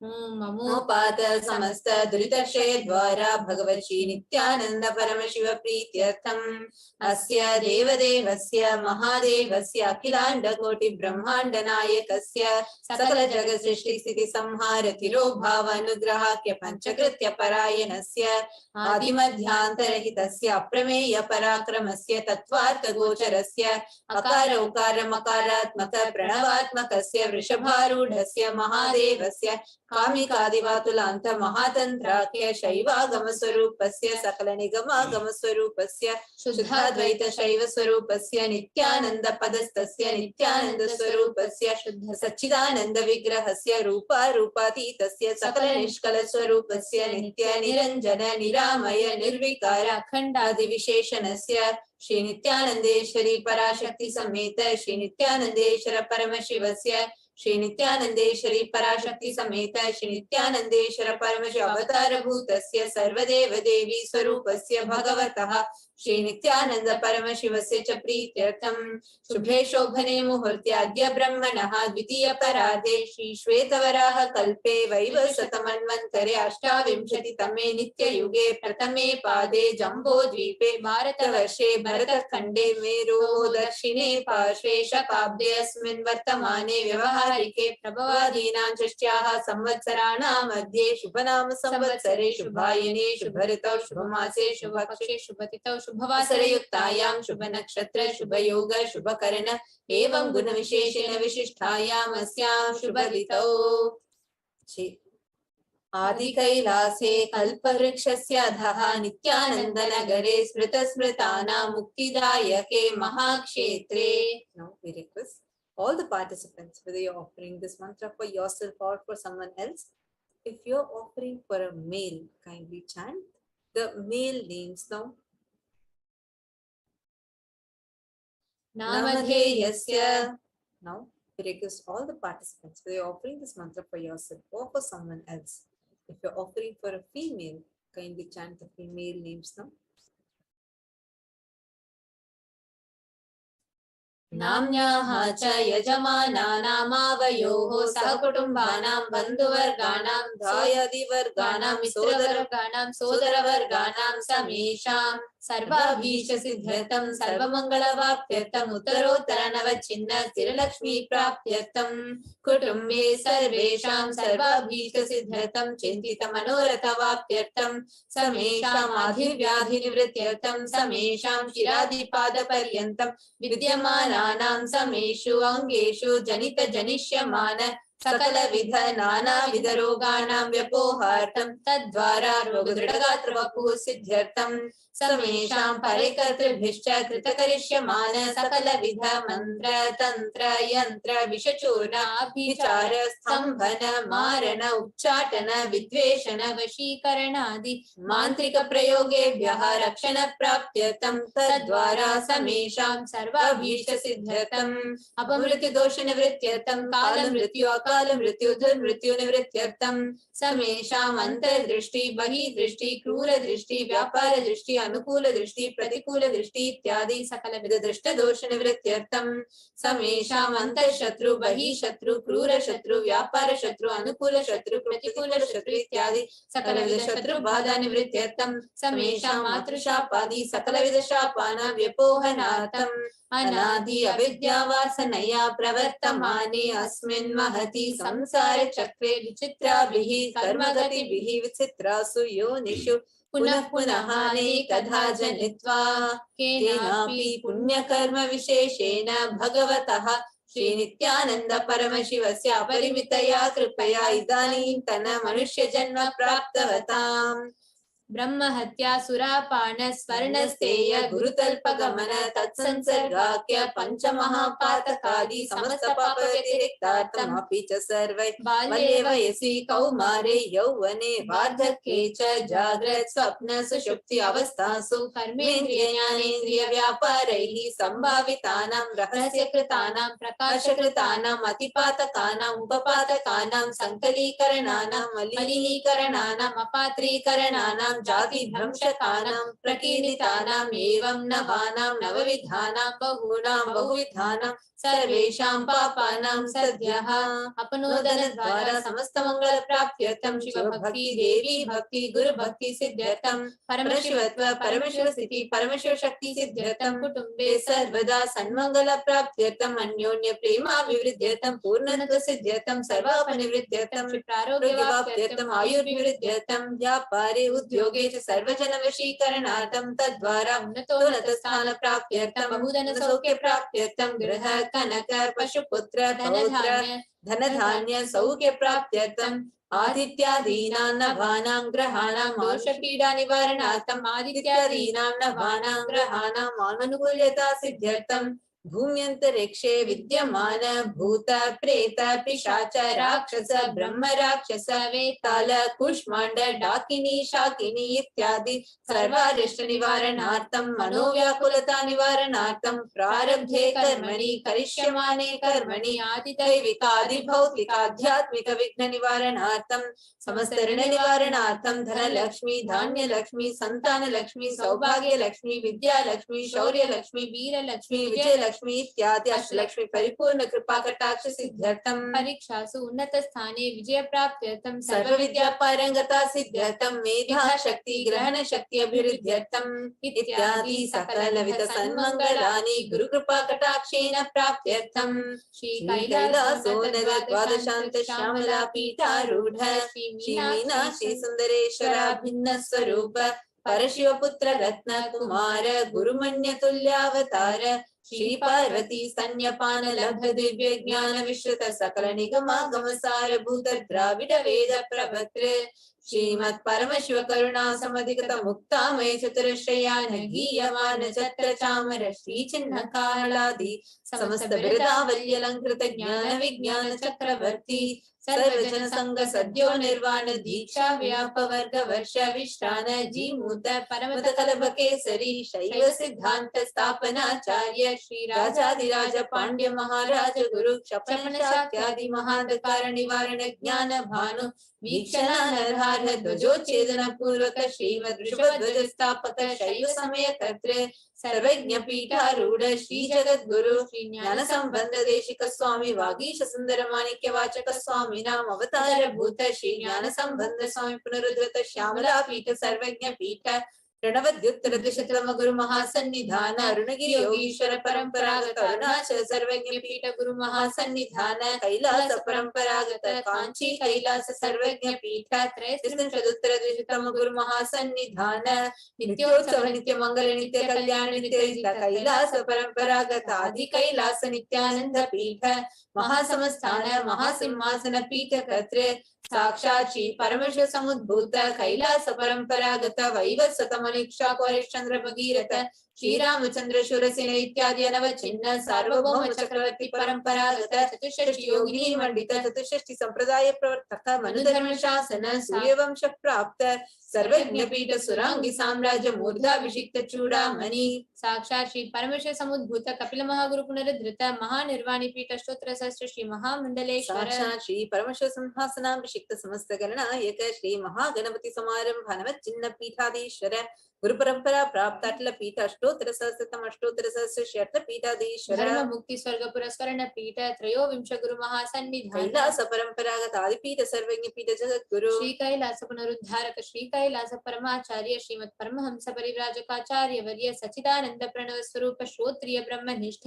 Shrimad Jagat Guru Srila Shri भगवत श्री नित्यानंद परमेश्वर श्री ज्ञान संबंध देशिक परमाचार्य स्वामी नाम प्रीत्यर्थम तेषां पादारविन्दयोः भक्ति सिद्ध्यर्थम गुरु कृपा कटाक्ष सिद्ध्यर्थम स्थैर्य वीर्य विजयारोग्य ऐश्वर्याणामभिवृद्ध्यर्थम धर्मार्थ कामोक्षविद फलपुरुषार्थ सिद्ध्यर्थम मम समस्त दुरितोपशान्त्यर्थम समस्त मंगलावाप्त्यर्थम भगवत श्री नित्यानंद परमेश्वर प्रसादेन सकुटुम्बस्य ज्ञान वैराग्य जीवन मुक्ति प्राप्त्यर्थम च श्री नित्यानंदेश्वरी पराशक्ति समेत श्री नित्यानंदेश्वर परमशिवस्य श्री नित्यानंदेश्वरी पराशक्ति समेत श्री नित्यानंदेश्वर परमेश्वर अवतार भूतस्य सर्वदेव देवी स्वरूपस्य भगवतः श्री नित्यानंद परमशिवस्य च ध्यान षोडशोपचार सर्वोपचार अर्चनाराधन पूजां प्रार्थनां करिष्ये। ओम आनंद गंध निलयाय नमः। ओम भवरोग भेषजाय नमः। ओम कल्पतरवे नमः। पशुपतये नमः। ओम पाशविमोचकाय नमः। ओम ईशित फलदायकाय नमः। भाग्यवृत्ति परिवर्तकाय नमः। ओम आदि व्याधि विनाशकाय नमः। ओम समस्त कल्याण गुणान्विताय नमः। ओम श्री विडदिपुरीशाय नमः। ओम श्री कैलासपतये नमः। शिवशक्ति स्वरूपाय नमः। ओम ह्रीं नित्यानंदाय नमः। ओम हां हां शिवाय नमः। ओम श्री नित्यानंदेश्वरी पराशक्ति समेत श्री नित्यानंदेश्वर परमशिवाय नमः। ओम श्री नित्यानंदेश्वरी पराशक्ति समेत श्री नित्यानंदेश्वर परमशिव अवतार भूत सर्वदेव देवी स्वरूपाय श्री भगवत श्री नित्यानंद परमशिव श्री ज्ञान संबंध देशिक परमाचार्य स्वामी नमः। ओम Nityanandam. Now, in the same space, let us all get ready to receive the darshan of Bhagavan Venkateshwara. Please sit straight with your head, neck and spine in your straight line. Close your eyes. Breathe in and breathe out deeply and slowly in the deep space of oneness with Bhagavan Venkateshwara.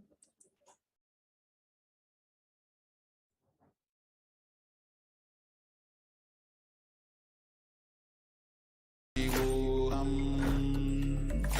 Om Nithyananda Paramashivoham. Om Nithyananda Paramashivoham.